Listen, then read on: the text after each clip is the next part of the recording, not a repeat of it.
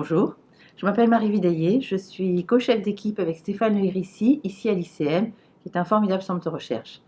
Notre équipe s'appelle Move It, ça veut dire qu'on s'intéresse au mouvement, à la maladie de Parkinson. C'est mouvement, investigation et thérapeutique, chaque mot compte. Alors, la maladie de Parkinson est un enjeu de santé publique. Actuellement, il y a 150 000 à 160 000 patients en France, mais d'ici 2030, il y aura plus 50% de personnes du fait de la longévité et du nombre de personnes qui peuvent atteindre l'âge à laquelle la maladie se déclare.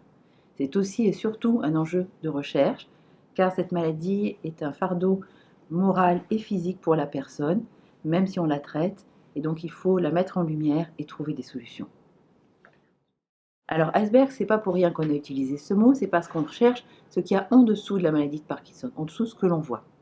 Donc on cherche en fait les mécanismes et surtout les marqueurs qui vont nous permettre de déterminer premièrement le profil évolutif de la personne, c'est-à-dire le stade à laquelle la personne est, et aussi de déterminer les gens qui vont avoir une évolution d'une manière plus rapide ou moins rapide. Pourquoi ça?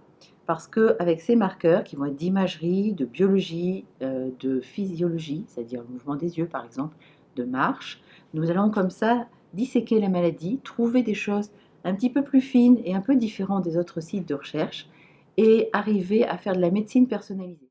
Alors le sommeil paradoxal, c'est le sommeil de rêve. Normalement, vous ne bougez pas, mais si vous avez ce trouble, vous allez agir vos rêves. Vous battre avec votre voisin, un tigre, ramer sur la mer.